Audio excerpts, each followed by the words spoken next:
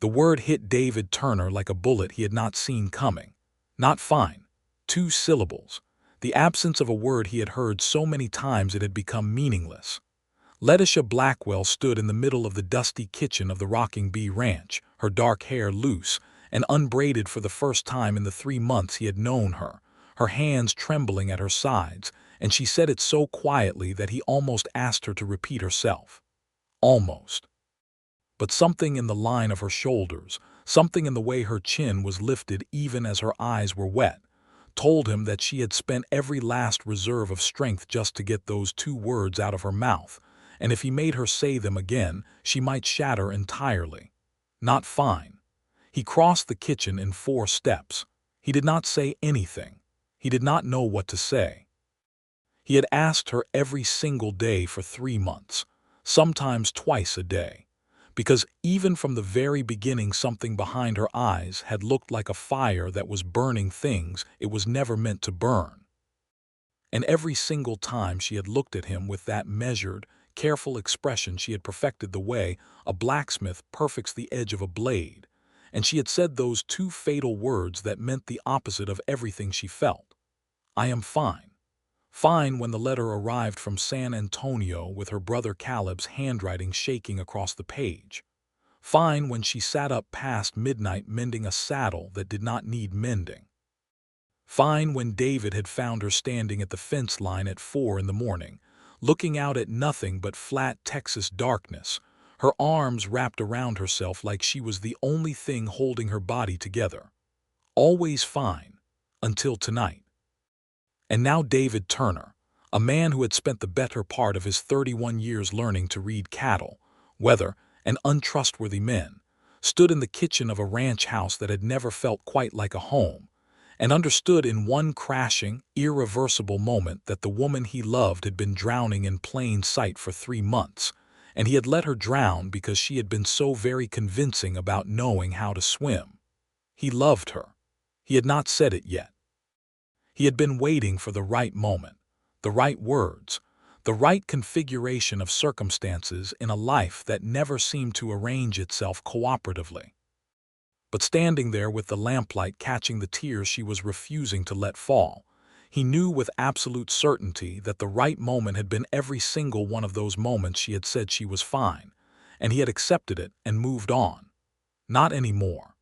He took her face in both hands, gently, the way you handle something that has been carrying too much weight for too long and is on the very edge of collapse, and he said, "Tell me." And Letitia Blackwell, who had survived things that would have ended most people, finally did. The story did not begin in that kitchen.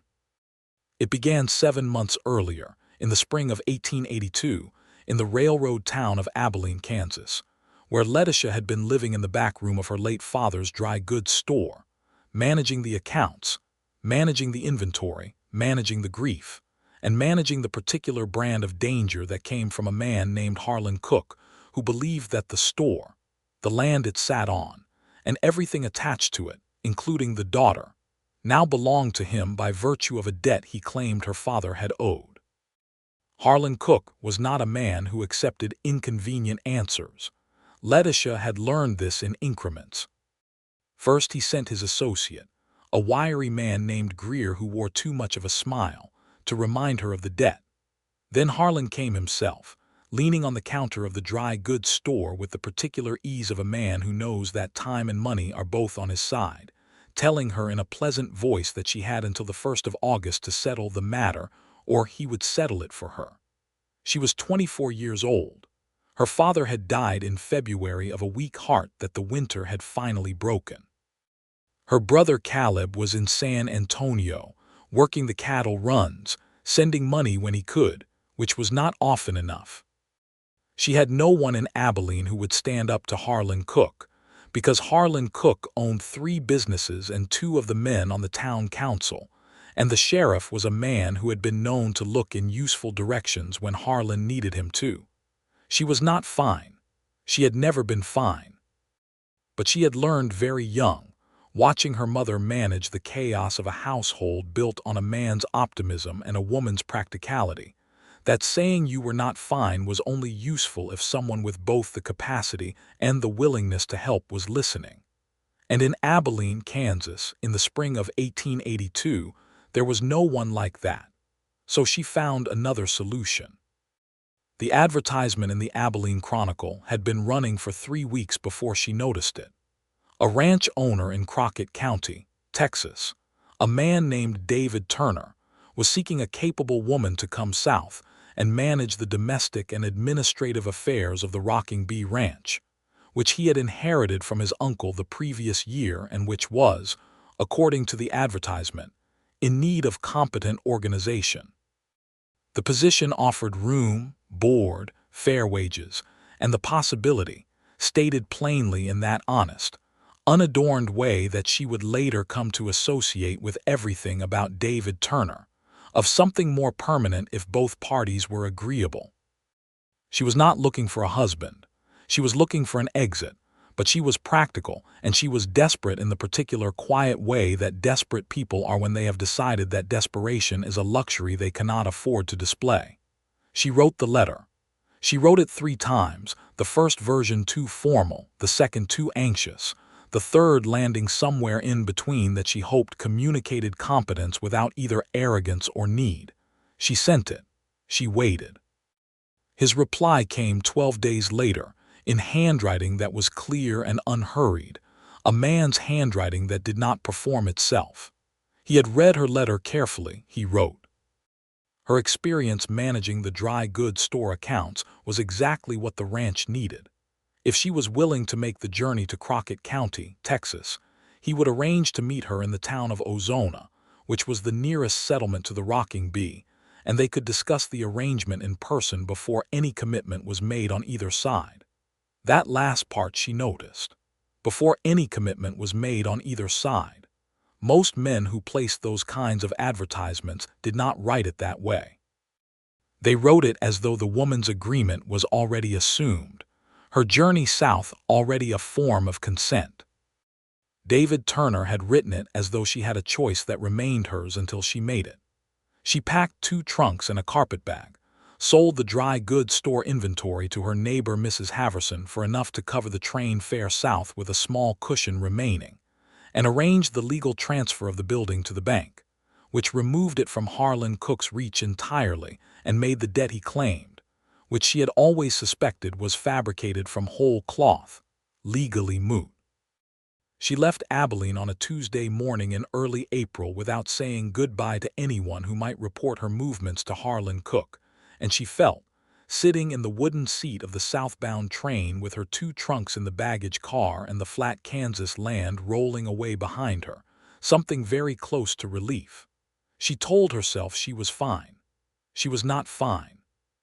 She was terrified and lonely and grieving her father in ways she had not let herself acknowledge since February, and carrying the particular weight of a woman who has had to be her own rescue for so long that she has forgotten what it feels like to let someone else carry even a small part of the load. But she sat straight in her seat and watched Texas approach through the window and told herself the story of a woman who was fine, because that story was the only one that felt survivable. Ozona, Texas, in April of 1882 was a small, sun-hammered collection of buildings that had the look of a place still deciding whether it intended to become something or simply remain what it was. The limestone courthouse was the most permanent-looking structure in sight. The rest of the town moved between permanence and impermanence, the way the desert moved between green and brown, depending on whether the rain had been generous that season. David Turner was waiting at the stage depot when she arrived, which surprised her. She had expected to send word to the ranch and wait. He was not what she had pictured, though she had tried not to picture anything, because picturing things led to expectations and expectations in her experience led to disappointment. He was tall, with the kind of lean, useful build that came from actual work rather than the performance of it, with dark brown hair and eyes that were the particular shade of gray that made her think of early morning before the sun decided what color the day was going to be. He took off his hat when he saw her. That surprised her too. Not because it was unusual, but because of the quality of it, the way it was not a gesture performed for an audience, but simply a thing a person did when they met someone worth the effort of courtesy. He said, "Miss Blackwell." She said, "Mr. Turner." He looked at her for a moment, not in the way that men sometimes looked at women who had answered those kinds of advertisements, assessing, calculating, already arranging the future in their own heads without consulting anyone. He looked at her the way a person looks at someone they are genuinely trying to understand. He said, "You had a long journey. There is a decent restaurant on the main street. I thought we might eat before I drive you out to the ranch if you are not too tired." She said, "That would be fine." She said it automatically. The word was already shaped in her mouth before she had finished thinking it. She watched him nod and pick up one of her trunks, and she thought briefly that it was strange how the word had become so reflexive that she used it even now, standing in front of a stranger in a town she had never seen before, with her entire life rearranged around a decision she had made in something close to desperation. Fine. She was not fine. She was exhausted and frightened and fiercely determined not to let either of those things show. But she followed David Turner down the main street of Ozona, Texas, and sat across from him at a small table in a restaurant that smelled of wood smoke and beef, and over the next hour she learned several things about him. He was 30 years old. He had grown up in East Texas, near Nacogdoches, and had come west after his uncle's death because the ranch was worth saving, and because he had always believed that a piece of land you were willing to work for was worth more than any amount of inherited comfort. He was not a man given to pretension or performance. He said what he meant. He listened when she spoke, really listened, in a way that she noticed because it was not as common as it should have been. He told her about the ranch honestly, including the parts that were difficult. It was understaffed. The main house needed work. The previous year's drought had hit the cattle numbers hard. He had 2 ranch hands, brothers named Eli and Porter Navarro, who were excellent at their work but who had no patience for ledgers or correspondence, and the administrative side of the operation had fallen into a state that he described, with a slight wince that she found unexpectedly endearing as organized chaos, emphasis on the chaos. She told him about the dry goods store. She told him about the accounts, the inventory system she had built, the correspondence she had managed. She did not tell him about Harlan Cook. She did not tell him about the fear that had driven her south. She told herself that these were simply not yet relevant, that she would share them when there was a reason to, when trust had been established, when the time was right. She was already lying to herself, not about the facts, but about her reasons for withholding them. She was withholding them because she was afraid that if he knew the full truth of how she had arrived at his advertisement, he would feel used, and he would be right to feel that way. And she was not yet ready to face the possibility that the first person who had looked at her like a person worth understanding might decide she was not worth the complication. So she said she was fine, in every way a person can say it without using the word. She presented a composed, capable, self-sufficient version of herself, and watched him accept it, and told herself that this was good. This was what she wanted. This was the clean start she had come all this way to find. The Rocking Bee Ranch was 14 miles south of Ozona, down a road that made ambitious claims about being a road, and delivered something closer to a suggestion. The main house was a limestone structure, solid and square, built in the way that people built in that part of Texas, for longevity rather than beauty, though it had a covered porch that ran along the front and south sides that caught the evening breeze beautifully, and a stand of live oak trees to the west that threw shade across the yard from mid-afternoon onward. It was not what she had grown up imagining a home might look like.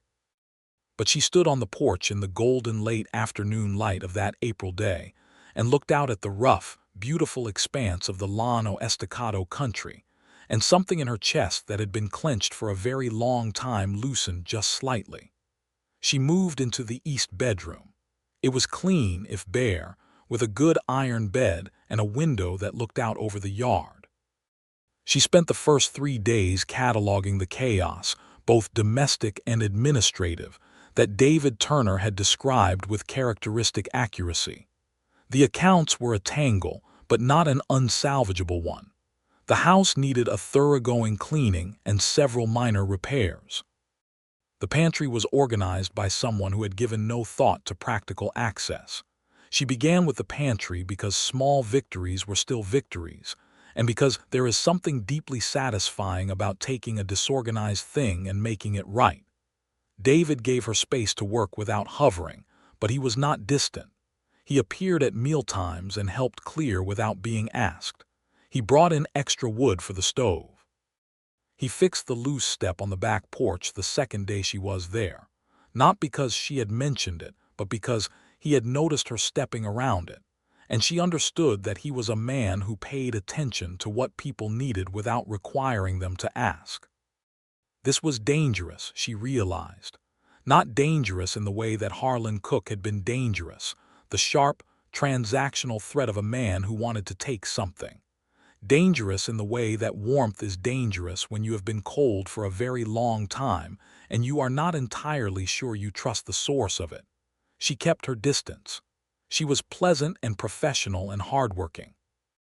She said she was fine when he asked, and she was so consistently fine that he stopped asking with the slight note of genuine concern that she had detected in his voice in the first week and began asking it the way people ask each other how they are, as a courtesy, as a greeting, expecting the expected answer. "I am fine." She got letters from Caleb. They were brief, the letters of a man who had never found written words as easy as spoken ones, but they told her enough. He was working. He was managing. He had heard, through the particular grapevine of men who worked the cattle routes between Kansas and Texas, that Harlan Cook had redirected his attention to another property dispute in Abilene and had largely set aside the question of the Blackwell store, which had in any case been legally transferred and was no longer available to him. She should have been relieved. She was relieved in the background of herself. But there were other things in those letters that were harder to read. Caleb's health was not good. He mentioned it only obliquely, the way he mentioned everything that mattered, in an aside, a parenthetical, as though the important things were embarrassed to be said directly. He was tired, he wrote, more tired than usual. He was seeing a doctor in San Antonio. He did not say what for. She wrote back asking directly. His reply, which took 2 weeks, told her in his oblique way that it was his lungs, that the doctor had used words he could not quite bring himself to repeat in a letter, that he was managing, that she should not worry. She read that letter 3 times in the kitchen, late at night, after David and the Navarro brothers had gone to bed. Then she folded it carefully along its original creases, put it in the small cedar box she kept in her trunk, and went to bed and lay awake for 3 hours. David found her at the fence line at 4 in the morning. He had heard the back door and followed, the way a man follows when he lives alone long enough that any movement in the night registers as something to check on. He stood beside her in the dark, looking out at the same nothing she was looking at, and said, "Everything all right," she said, "I am fine." He stood there for a moment longer than he needed to if he believed her. Then he said, "All right. There is coffee if you want it in the morning," and went back inside.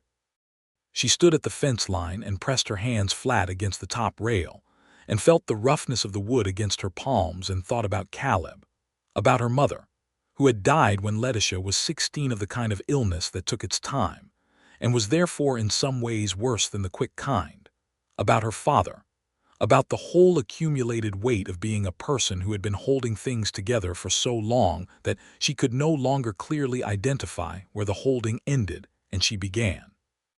She was not fine, but she was not ready to say so, not yet. Not to a man she had known for 6 weeks, not when she was still so uncertain about the shape of what was growing between them, not when saying it felt like the kind of surrender that could not be taken back. The summer arrived, and with it, the particular brutal intimacy of ranch life, where the land and the work forced people together in ways that had nothing to do with choice and everything to do with necessity. There were days when the heat was such that everything moved slower and the divisions between people thinned. the way barriers thin when everyone is too tired to maintain them. She and David fell into a rhythm. She ran the house and the accounts and the correspondence with the feed suppliers and the cattle buyers. He ran the ranch, the cattle, the fence lines, the relationships with the neighboring landowners. But the lines crossed daily. He consulted her on the accounts. She wrote out occasionally to understand the land she was managing on paper. The Navarro brothers, Eli and Porter, were warm, practical men in their late 20s who had accepted her presence with the uncomplicated ease of people who judge others primarily by whether they do their work well. And she did her work well. There were evenings on the porch, after the work was done and the heat had softened into something bearable, when she and David would sit in the two wooden chairs that faced west and watch the sky do what Texas skies do in summer, which is put on a display of color so excessive that it seems almost impolite. They would talk, sometimes about the ranch, sometimes about other things, and she discovered that David Turner had a way of listening that made her want to say true things. This was the most dangerous thing of all. She told him some true things. She told him about her mother. She told him about growing up in the dry goods store, learning the accounts before she was 10 because her father believed that children learned best by doing. She told him about Abilene in summer, about the way the heat there was different from the heat here, moister, heavier, clinging. She did not tell him about Harlan Cook. She did not tell him about the real reason she had answered his advertisement. She did not tell him about Caleb's lungs. And every time he looked at her with those early morning gray eyes and asked how she was, she said fine, and watched him accept it, and felt, beneath the relief of his acceptance, a growing and unexamined shame. In July, something shifted between them. It happened during a thunderstorm, which is perhaps the oldest mechanism in the history of human intimacy. The storm came up fast in the late afternoon, the way storms do in that part of Texas, materializing out of a sky that had been clear an hour before. And by the time the full force of it hit, Eli and Porter were out on the south pasture, and David was in the barn and Letitia was on the porch watching with the particular admiration she had developed for Texas weather, which did nothing by halves. The lightning struck the live oak. Not directly, not the killing kind, but enough. A large branch came down across the yard, and the sound of it brought David out of the barn at a run, and he came to the porch steps and looked up at her and said, "You all right?" she said. "I am fine." He looked at her. Then he looked at the branch, which was enormous, and then he looked back at her with something in his expression that she could not quite read, something that was relief and something else underneath it. "You could come inside the barn," he said. "It is not much, but the roof is solid." She followed him across the yard in the rain, which was warm the way summer rain in Texas is warm, and they stood in the barn doorway while the storm moved over them. And at some point she was standing very close to him, close enough to be aware of the warmth of him, close enough that when he turned to say something to her he was not expecting her to be quite so near, and for a moment they were both very still. He said, "Letitia." He used her name, not Miss Blackwell, Letitia. And the way he said it, quiet and careful, like something he had been keeping in his mouth for a while and was only now letting out, undid something in her that she had been working hard to keep fastened. She stepped back. She said, "The rain is letting up," which was true, and she walked back to the house, and she spent the evening being busy with things that did not need her attention, and she told herself she was fine. She was not fine. She was in love with him. She had been falling in love with him for weeks with the slow, relentless motion of something that has no interest in being stopped, and she had been so busy managing the feeling, containing it, keeping it at a safe distance, that she had not noticed how fully it had arrived. She could not tell him. Not yet. Not when he did not know the truth about how and why she had come here. Not when the whole foundation of whatever they had been building together was partially built on things she had chosen not to say. Loving someone without telling them the true story of yourself felt like a kind of fraud, and she was not a fraudulent person by nature. It was simply that the true story was frightening, and frightening things had a way of staying in the dark where they were harder to see clearly. August arrived and Caleb's letters stopped. For 2 weeks she told herself it was the unreliability of the mail routes, which was real, which happened. For 3 weeks she told herself he was simply busy. In the fourth week, she wrote to the doctor in San Antonio, whose name Caleb had mentioned in passing, a Dr. Ray's on Commerce Street, and asked for information. The reply came in September. Dr. Ray's was a careful, kind man. She could tell from the way he wrote, a man who had clearly done this before, who had been asked to convey difficult information to people who were not in the room. He told her that Caleb Blackwell's tuberculosis had progressed significantly over the summer, that he was currently residing at a boarding house on Dolorosa Street and was receiving care, that he had not wanted to worry his sister, that in the doctor's professional assessment, Letitia should come to San Antonio as soon as she was able. She sat with that letter for a long time.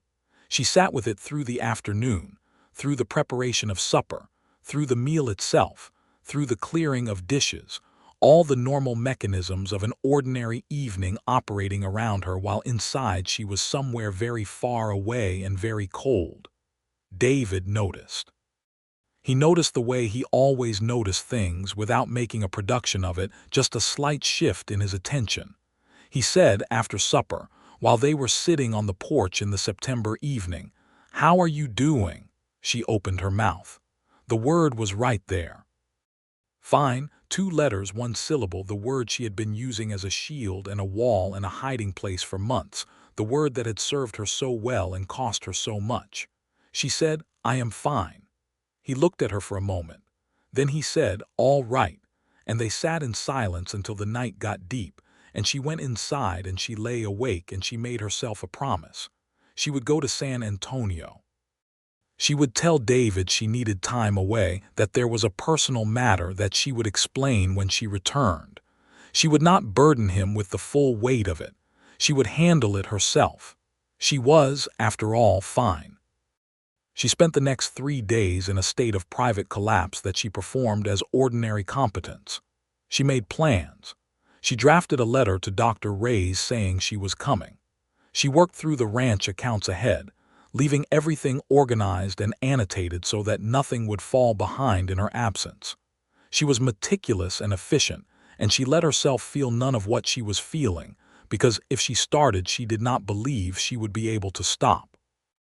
On the 3rd evening, she went to tell David about the trip to San Antonio. She found him at the kitchen table with the account spread before him, going over something she had organized that week, and the lamplight was catching him in a way that made him look settled and real, like something that had been in this world long enough to believe in its own permanence. And she stood in the doorway, and the words she had prepared, the careful, contained, professional version of the truth, simply stopped being available to her. He looked up. He said, "Come in, I had a question about the July ledger." She crossed the room. She stood at the table. She looked at the accounts, the numbers she had written in her own hand, the evidence of months of careful, competent, self-sufficient work. And then she looked at David Turner, at the face she had been looking at for 3 months and learning the way you learn a landscape, every line and angle of it becoming familiar in ways she had not consciously intended, and she understood with a clarity that felt almost violent that she had been running out of fine for a very long time. She said, "I am not fine." He was very still for a moment, then he stood up, he crossed to her. He took her face in both hands gently, the way you hold something precious that you have been careful with and intend to keep being careful with, and he said, "Tell me." And she did. She told him about Caleb, about the tuberculosis, about the letters that had slowed and then stopped, about Dr. Ray's and the boarding house on Dolorosa Street. She told him about the 3 days she had spent making arrangements in private, and the months before that she had spent managing her brother's illness from a distance, and telling no one because there had been no one to tell who she trusted with it. And then, because he was listening in that way he had, that way that made true things feel possible, she told him the rest. She told him about Harlan Cook, about the fabricated debt and the threats and the particular terror of being alone in a town where the men with power had decided you were a problem to be solved on their own terms. She told him that she had answered his advertisement not only because she was qualified but because she was desperate, because she needed to leave Abilene, because the ranch in Texas had looked, from the distance of fear, like the only door that was open. She told him all of it. All the things she had kept in the dark, all the weight she had been carrying in perfect, convincing silence, all the fine that had meant not fine at all. When she finished, she was not crying. She had cried through all of it at some point in the past months privately, in the small hours of the morning when there was no one to see. What she felt now was something closer to emptiness, the particular clean emptiness that comes after the last of something heavy has been set down. David did not speak immediately. He was still holding her face in his hands, and he was looking at her with an expression she could not entirely read, but she was certain it contained no trace of the things she had feared seeing, no betrayal, no calculation, no diminishment of whatever he had thought of her before. He said, finally, "Why did you not tell me?" she said. "Because I did not know if you would understand the difference between someone who was desperate and someone who was dishonest." He said, "You managed this ranch's accounts with more precision and care than anyone who has handled them in 5 years. You are the furthest thing from dishonest." She said, "I did not tell you the truth about my reasons for coming." He said, "You told me you were qualified and that you wanted a new start. Both of those things were true," she said. "That was not all the truth." He was quiet for a moment. Then he said, "No, but you are telling me now," she said, "only because I ran out of fine." Something moved in his face at that. Something that was not quite a smile and not quite grief, but something in between. Some expression that belonged to a person who is being shown a truth they have suspected for a long time and are not entirely certain whether the knowing of it is a relief or a sorrow. He said, "I heard it, Letitia, every time. I heard the fine and I knew it was not right, but you were so consistent and you were so capable and I did not want to push past what you were willing to give." She said, "I know." He said, "I should have pushed." She said, "I would not have let you." He said, "I know that too." They stood there in the lamplight of the ranch kitchen for another long moment. Then he said, "When do you need to leave for San Antonio?" She said, "As soon as I can." He said, "I will drive you to Ozona tomorrow. You can take the stage to San Antonio from there." And Letitia, she waited. He said, "When you come back, we are going to have a longer conversation about how much you have been carrying alone since April." She said, "That sounds like it might be uncomfortable." He said, "Most honest conversations are." She said, "I know." He let go of her face. He stepped back. He said, "Go pack. I will handle the arrangements with Eli and Porter in the morning." She went to pack. She paused in the doorway of the kitchen and looked back at him, and he was looking at her, and between them was something that had been building since that rainy evening in July and probably before that. Something that neither of them had yet named out loud, but that was unmistakably present, as real and solid as the limestone walls of the rocking bee. She said, "David." He said, "Yes." She said, "Thank you." He said, "You do not need to thank me." She said, "I know, but I wanted to." She went to pack for San Antonio, and for the first time in months she was not performing fine. She was simply herself, which was frightened and exhausted and grieving and also, despite all of that, something close to relieved. San Antonio in September of 1882 was a city caught between its past and its future. The old Spanish missions stood in the southern parts of the city like anchors, holding the place to a history that the new buildings and the railroad commerce and the influx of settlers were busy trying to rewrite. The San Antonio River wound through it all, making the heat slightly more bearable, and the streets were a mixture of Spanish, German, and American voices and commerce that created a texture unlike anywhere else in Texas. Letitia found the boarding house on Dolorosa Street on her second afternoon in the city. Dr. Reyes had arranged for her to be expected, and the woman who ran the house, a wide, competent widow named Mrs. Garza, who had been managing boarders and their various crises for 20 years, and was unshockable as a result, took Letitia directly to the room at the back of the second floor where Caleb was. He was thinner than when she had last seen him, at their father's funeral in February. The tuberculosis had done that, taken the bulk off him, left him looking like a sketch of the person he had been. But his eyes were the same deep brown eyes they had both inherited from their mother, and when he saw her he said, "You did not have to come," in a voice that was rougher than she remembered but still unmistakably his. She said, "Stop talking nonsense." He almost smiled. He said, "How did you get here? Did that rancher let you go?" She said, "He drove me to Ozona himself." Caleb said, "What kind of man does that?" She sat in the chair beside his bed and said, "The kind worth keeping." Caleb looked at her for a long moment with the particular attention of a brother who knows his sister very well. Then he said, "Are you all right?" She started to say fine.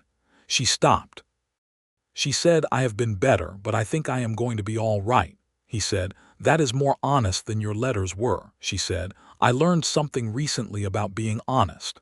He said, "From the rancher." She said, "From myself mostly. He just gave me a reason to." She stayed in San Antonio for 2 weeks. She spent most of the daylight hours with Caleb, reading to him when he was tired, talking when he was stronger, managing the practical aspects of his care with the focused efficiency that was her most consistent response to crisis. She met with Dr. Reyes, who told her with the careful honesty of a good physician that Caleb's illness was serious but not yet without hope, that the climate of San Antonio was better for his lungs than the cattle roots had been, that rest and care and time would tell the story from here. She arranged for Caleb to remain at Mrs. Garza's boarding house, which Mrs. Garza managed with the brisk competence of a woman who has made a profession of caring for people, without letting the caring become something she could not sustain. She paid 3 months in advance from the money she had been saving since April, the wages that had accumulated in the small tin box in her trunk, because she had not had much to spend them on, and she made sure Dr. Reyes had a way to reach her at the Rocking Bee if anything changed. In the evenings she sat in the small parlor of the boarding house and wrote letters. She wrote one to Dr. Reyes confirming the arrangements. She wrote one to Caleb's employer in the cattle business, which was largely a formality at this point, explaining that Caleb would not be returning to the drives. She wrote one to Mrs.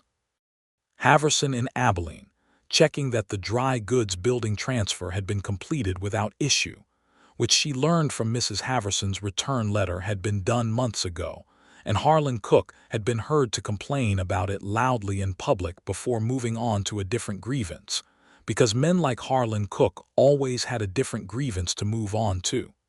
And she wrote to David. She wrote to him every 3 days. She told him about Caleb, honestly, the real state of things rather than the managed version. She told him about San Antonio, about the city and the river and the missions and Mrs. Garza, who reminded her in certain ways of a gentler version of the accounts ledgers, everything in its place, no sentiment wasted. She told him, near the end of the 2nd week, about the dry goods store, about Abilene, about the full story of what Harlan Cook had been and what the fear of him had been like, because she had started telling the truth and discovered that there was a strange and addictive quality to it. The way the body, once it has set down a heavy weight, does not want to pick it back up. His letters came in return, and they were what she had come to expect from him, clear and direct and attentive in a way that she was learning to receive without deflecting. He told her about the ranch. He told her that Eli had fixed the south fence line, and Porter was showing a talent for the kind of patient cattle reading that made the work go better. He told her that the accounts were fine, that he was managing, and added in the last paragraph of the 3rd letter, in handwriting that she studied for a long time, that the porch in the evenings was considerably less interesting without her company, and that he hoped she would return soon, not because the ranch needed her, though it did, but because he did. She read that last sentence 4 times. Then she pressed the letter flat on the surface of the small desk in the parlor and thought about it for a long time, and felt something warm and frightening move through her, and did not try to make it into something manageable. She wrote back, "I will return on Monday next if that is agreeable. The ranch may not need me urgently, but I find I need to come back. I think you understand what I mean." She thought he probably did. She said goodbye to Caleb on a Sunday, which was the hardest thing she had done in a long time, not because she feared she would not see him again, but because leaving him felt like leaving something unfinished, the particular incompleteness of a person you love who is in a difficult place and whom you cannot stay to protect. But he told her to go back to Texas, using his characteristic oblique method of saying the important thing sideways, which was to say, "Mrs. Garza knows what she is doing and you have a rancher waiting." And she kissed him on the forehead and told him she would come back in December, and she meant it. David was waiting at the Ozona stage depot again. He had not needed to be. The ranch was 14 miles south and she had arranged to hire a wagon. But he was there, hat in hand this time in the literal sense, holding it at his side rather than on his head, standing in the October afternoon sunlight with the particular look of a person who has been waiting with both patience and anxiety, and is doing their best not to show the anxiety. She stepped off the stage and saw him and felt the warm, frightening thing again, more clearly this time, unmistakable. She walked to him and said, "You did not have to come." He said, "I know." She said, "How is the ranch?" He said, still standing. "The accounts are a disaster. I tried to look at the October ledger and concluded that you are far better at this than I am." She said, "I missed the accounts." He said, "Only the accounts." She looked at him. He was looking back at her with those gray eyes that had the quality of early morning before the day has committed to a direction, and she thought about all the weeks she had spent looking at him sideways, careful, contained, managed. She said, "No, not only the accounts." He said, "Good. Because I drove 14 miles to say something to you, and I would prefer the context to be appropriate." She said, "What did you want to say?" He said, "Right there in the stage depot in Ozona, Texas, with the October sun warm on the limestone and two other travelers pretending not to listen. I love you, Letitia. I have been trying to find the right way to say it for months, and I have decided there is no right way. I just love you. That is the whole of it." She said, "I love you too. I have loved you since July, possibly before that. I was afraid to say it because I thought the truth of how I came to you would change what you thought of me." He said, "Did you decide it did not?" She said, "I decided that if it did, I needed to know, but you already knew and it did not." He said, "No, it did not." He took her hand, standing there in the stage depot, in full view of the public and the two pretending not to listen travelers, and held it with a firmness that felt like a decision, and she held it back. They drove back to the rocking bee together in the wagon, and the conversation ran long and easy and honest in a way that felt entirely new and also completely inevitable, the way good things often feel when they have been approaching for a long time and finally arrive. The longer conversation he had promised happened that evening, on the porch, in the chairs that faced west. It was a conversation that went late into the night, both of them with coffee that cooled and was not replaced because neither of them wanted to break the thread of it. She told him the complete history. He listened the way he listened, really listened, without interrupting or minimizing or doing any of the things that people sometimes do with difficult truths when they do not know what else to do with them. He said, at one point, "I want to ask you something and I want you to answer honestly, not with fine." She said, "All right." He said, "Are you afraid of it happening again? The situation in Abilene, the feeling of being trapped?" She thought about it honestly, which she had not done before because it had been easier not to. She said, "I was. I think I am less so now, but I think I will be watching for it for a long time." He said, "I think that is reasonable, and I want you to know that whatever I can do to make sure you never feel that way here, I will do it." She said, "I know." He said, "Do you? Because I was not sure you did for a while." She said, "I did not let myself know it. It felt safer not to." He said, "And now," she said, "I am still learning to let the knowing in, but I am working on it." He said, "That is enough for me." The weeks that followed had the quality of something new and also deeply right. The way a landscape looks different after rain, both changed and more fully itself. They were no longer employer and employee, though the work continued and the ranch continued to require everything they had, but something truer, a partnership built on the months of parallel labor and the foundation of a truth finally told. In November, David asked her to marry him. He did it at the kitchen table in the morning, over coffee, which was perhaps not the most theatrical setting. But he was not a theatrical man, and she had never wanted theater. He put down his cup and looked at her and said, "I would like to marry you if you are willing. Not because of the ranch or the accounts or any practical reason, though those things are real.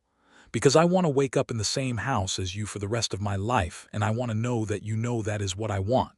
She said, "Yes." She said it immediately, without the pause she might have put there 2 months ago, without checking herself, without managing the response.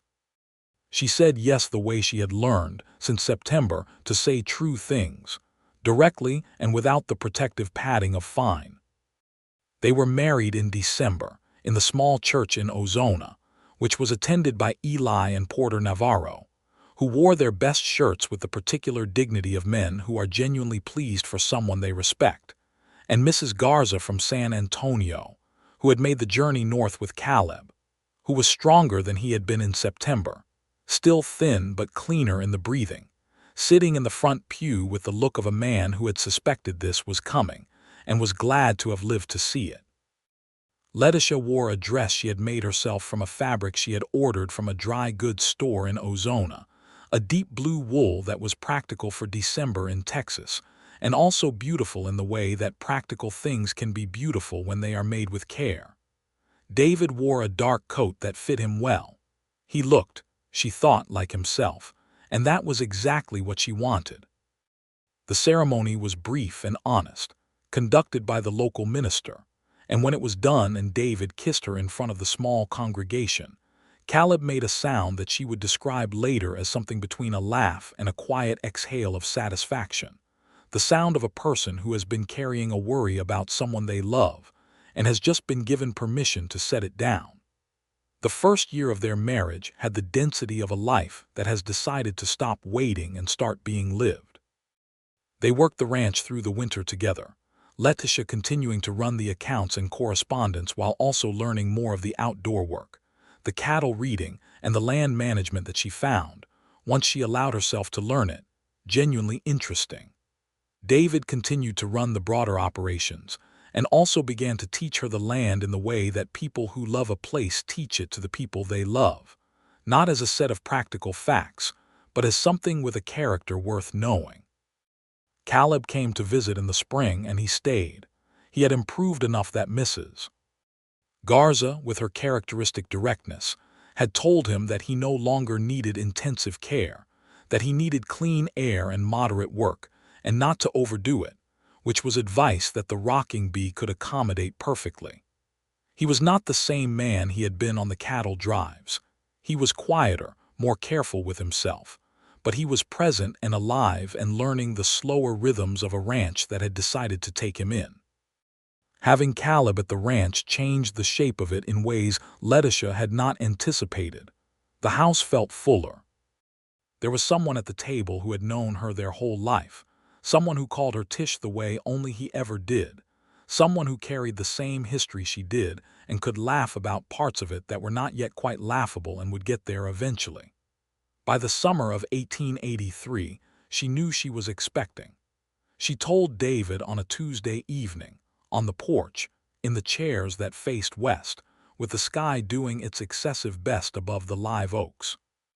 She said it plainly, because she had been practicing plain speech for a year now and was getting good at it. He was very quiet for a moment. Then he turned to look at her, and his expression was something she had not seen before on his face, something open and unguarded and full in a way that the face of a naturally reserved man rarely gets to be, and she felt the warm, frightening thing move through her again, except that it was no longer frightening, it was simply warm. He said, "How are you feeling?" she said. "I am fine." And they both knew this time that she meant it.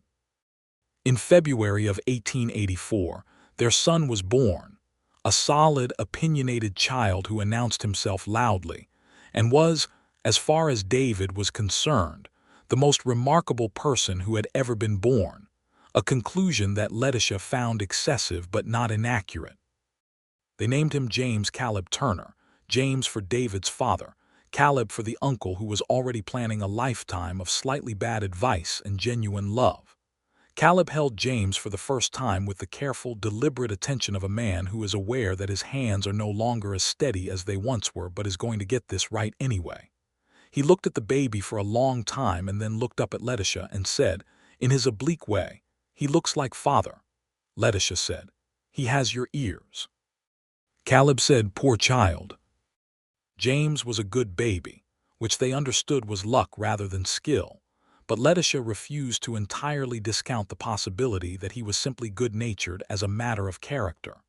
He grew with the determined energy of someone who has places to be, crawling at 7 months and walking at 11, and from that point forward approaching every room in the house as though it were a territory to be claimed and catalogued.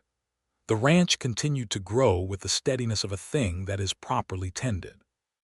The cattle numbers recovered from the lean years before David had inherited. The accounts that Letitia managed moved from recovery to stability to something approaching actual prosperity. In 1885, they hired a second full ranch hand, a quiet young man named Thomas who had come west from Georgia with the particular purposeful restlessness of someone who needed to build something and had not yet found the right foundation. He found it at the Rocking Bee and stayed. Caleb's health continued to improve, not to what it had been. That was not the nature of tuberculosis, but to a sustainable, livable version of itself. The air of Crockett County suited him. The moderate work suited him. The fact of being near his sister suited him most of all, though he said this obliquely, and she understood it obliquely, and neither of them felt the need to say it directly because that was simply the language they had always used with each other, and it worked perfectly well. In 1885, he fell in love with a woman named Rosa Medina from a ranch family that had been in the region for 3 generations, whose father raised horses and whose mother made the best tamales in Crockett County, and who looked at Caleb with an expression that Letitia recognized, because she had seen it in her own face in a reflection once, the particular look of a person who has decided that this is the person and is ready to go about the business of making it real. Caleb and Rosa were married in October of 1885, and the gathering at the Rocking Bee afterward was the kind of evening that people remember not for any single thing that happened, but for the whole texture of it, the food and the voices and the children, James now a confident toddler making his opinions loudly known, and the live oaks throwing their shadow across the yard in the last light of an October afternoon. The following year, Letitia found herself expecting again. She told David on a Tuesday evening, on the porch, in the chairs that faced west, which had become the location of significant announcements by some unplanned but fitting tradition.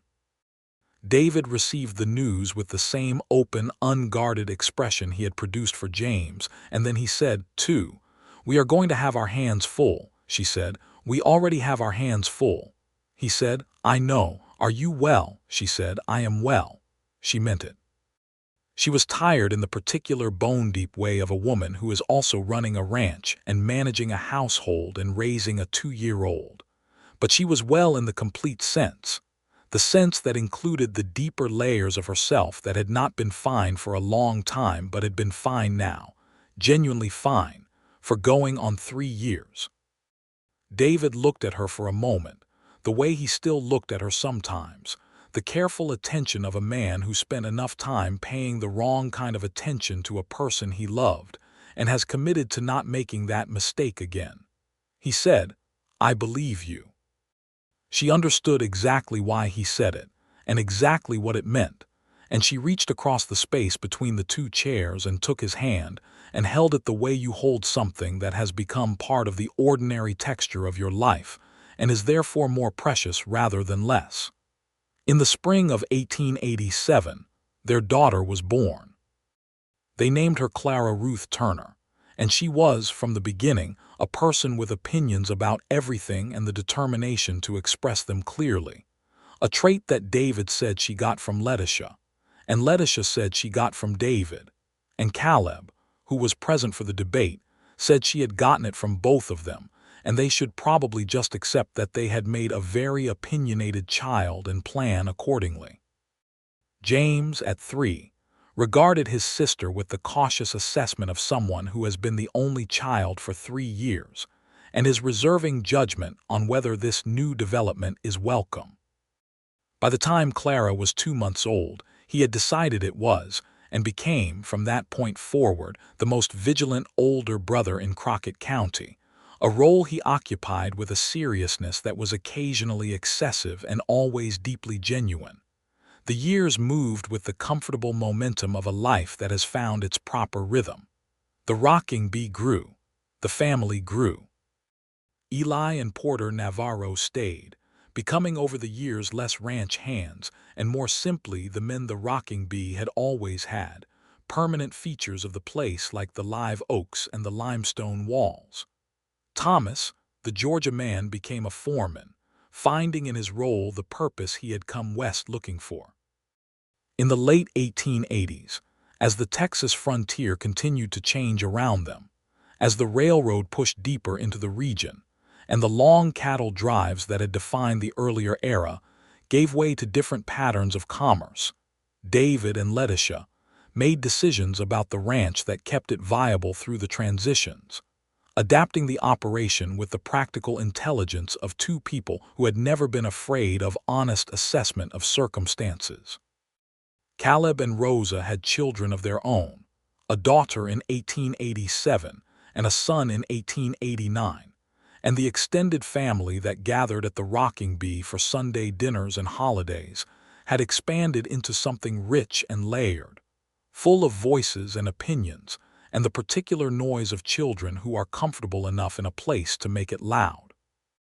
Letitia turned 30 in the spring of 1888, and David organized a gathering that he presented as a Sunday dinner and turned out to be an event, with the Navarro brothers and Thomas and Rosa and Caleb and the children and Mrs.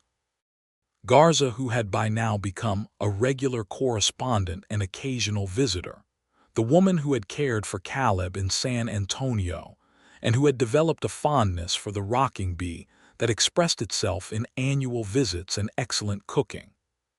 Standing in the yard that evening, with James running through the shadow of the live oaks and Clara on her hip, and the sound of every person she loved in the world talking and laughing around her, Letitia felt something she recognized as happiness in the complete, unqualified sense, the kind that does not need to be managed or contained or hidden behind a word that means the opposite of what you feel. David found her at the edge of the yard, looking out at the land the way she had sometimes done in those early months, but completely differently, not seeking escape or distance, but simply being present with the scope of a life that had turned out to be larger and fuller than she had known how to hope for when she had been a frightened woman in Abilene packing 2 trunks and a carpetbag. He put his arm around her. She leaned into him, which she did easily now, without the considered self-monitoring of a woman who is not sure whether she is allowed to need someone. He said, "How are you?" She turned and looked at him, this man with his gray early morning eyes and his unhurried handwriting, and his way of listening that made true things feel possible. This man who had waited at the Ozona stage depot twice, and driven 14 miles both times, and who had told her he loved her in a stage depot in front of strangers because there is no right time and you might as well say it while you have the opportunity. She said, "I am fine." And then she smiled because they both knew exactly what she meant and what it was worth and how different it was from every single time she had said it before. He said, "I know." He kissed her at the edge of the yard with the oak shadow on them both, and James's voice carrying from somewhere in the distance, and Clara making her opinions about being held still known in the firm, specific way she had inherited from both of them equally, and the smell of wood smoke and Texas evening, and the particular warmth of a life that has been built carefully and with love. She had said she was fine so many times in so many rooms, across so many difficult months, as a shield and a wall and a survival mechanism, and a way of keeping the people she might have needed at a careful, manageable distance. She had said it when she was afraid, and when she was grieving, and when she was carrying the weight of a brother's illness, and a threat she had not told anyone about, and a love she had not yet let herself fully feel. She had said it so many times that the word had become hollow with overuse, a coin worn smooth by too much handling, still technically legal tender, but no longer carrying any real impression of itself. And then one evening in September, in a limestone ranch house in Crockett County, Texas, with a letter from a San Antonio doctor in her pocket and months of unspoken weight finally more than she could hold alone, she had stood in the kitchen with the lamplight and the accounts she had kept meticulously, and the man she had been falling in love with in deliberate, careful, monitored increments, and she had said the other thing, not fine, and he had believed her immediately and completely. Not because she had given him reasons to doubt her before, but because she had given him reasons to pay attention, and he had been paying attention all along, waiting with the patient, unfussy dedication of a person who knows that the truth will come when it is ready and not one moment before, and when it comes, it is worth whatever the waiting cost. He believed her because he knew her. He knew the fine and the not fine and the distance between them. He had been learning the difference since April of 1882, and when she finally closed that distance, when she finally said the true thing, he was ready. That was the real love story, she thought sometimes, in the evenings on the porch. Not the moment in the barn in the rain, or the stage depot in October, or the kitchen table proposal over morning coffee, though all of those were part of it. The real love story was the long, patient, attentive process by which two careful people learned to trust each other with the unmanaged truth of themselves.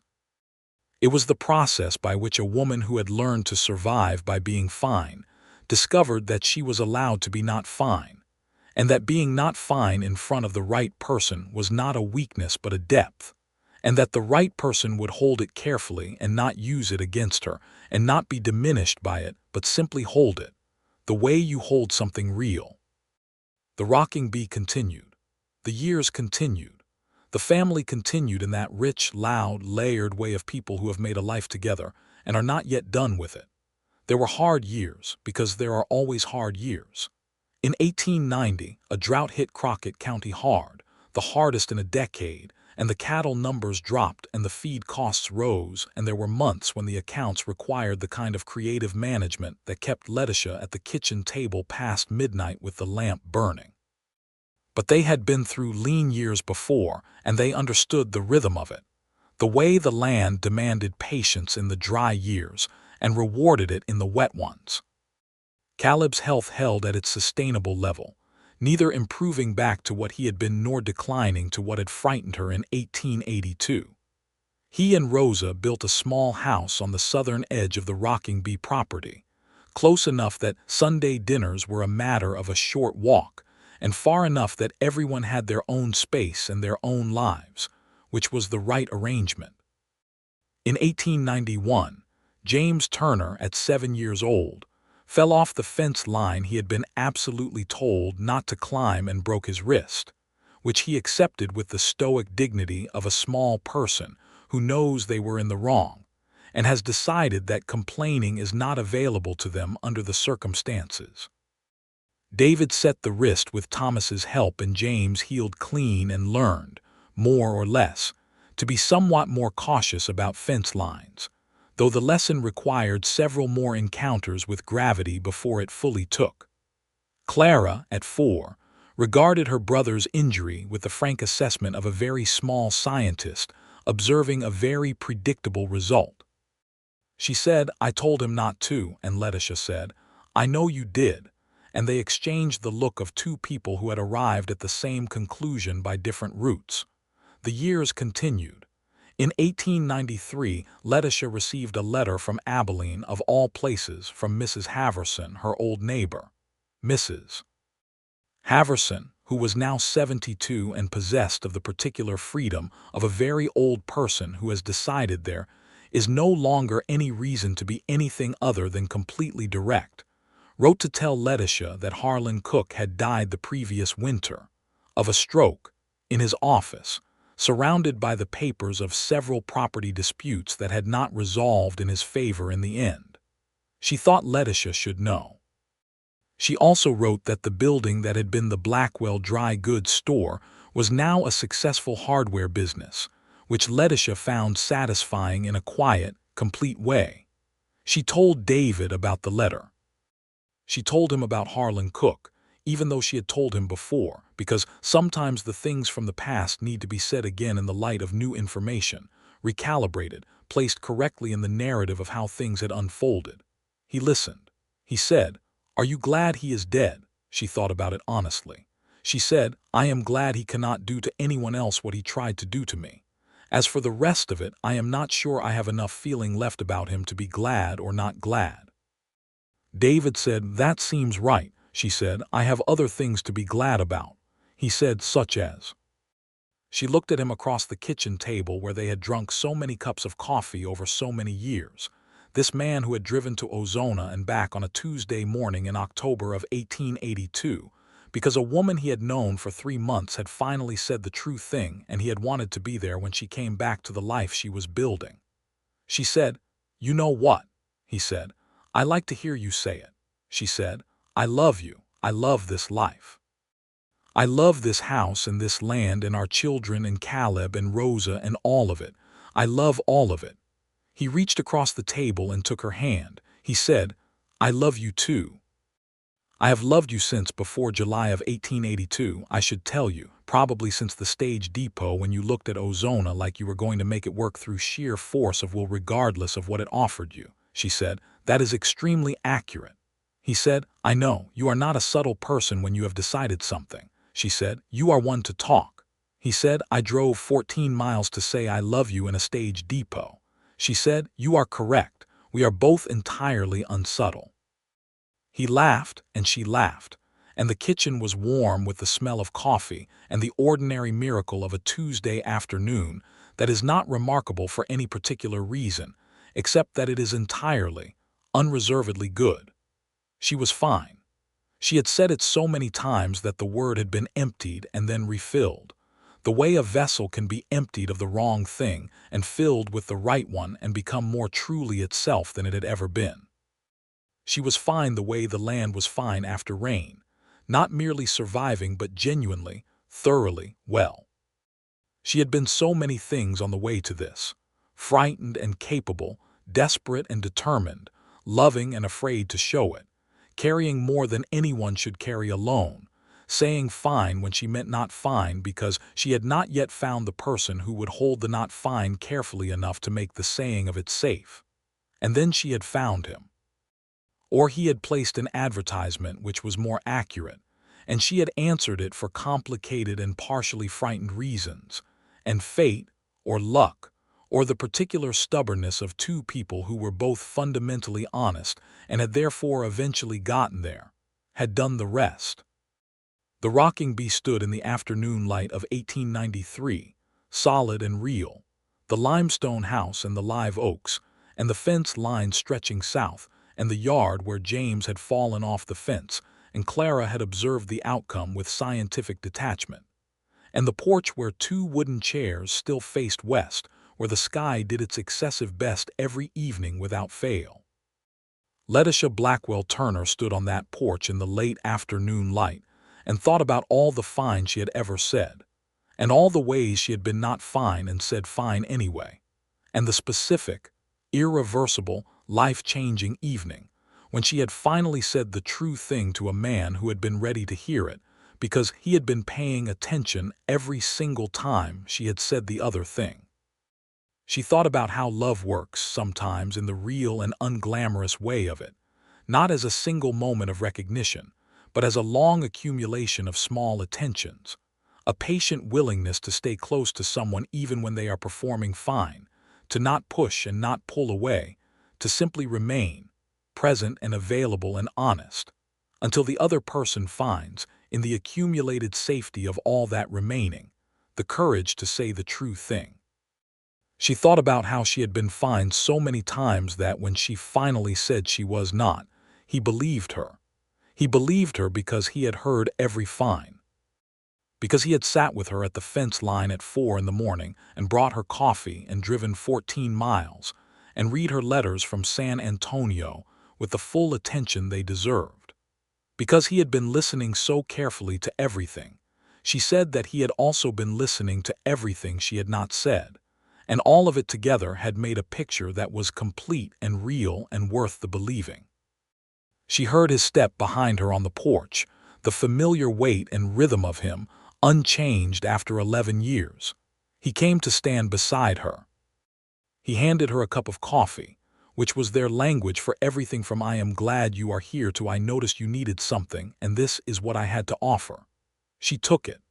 They stood together watching the sky turn in that extravagant Texas way, and somewhere behind them in the house were the voices of their children and the smell of supper, and the sound of a life that had been built from honesty and patience, and a single moment of not fine that had changed everything. She leaned against him. He put his arm around her. He said, "Good evening." She said, "Good evening." He said, "How are you?" She looked up at him and she smiled and she said, "I am fine." And both of them knew, with the deep and unshakable certainty of people who have learned the difference, that she meant every word of it.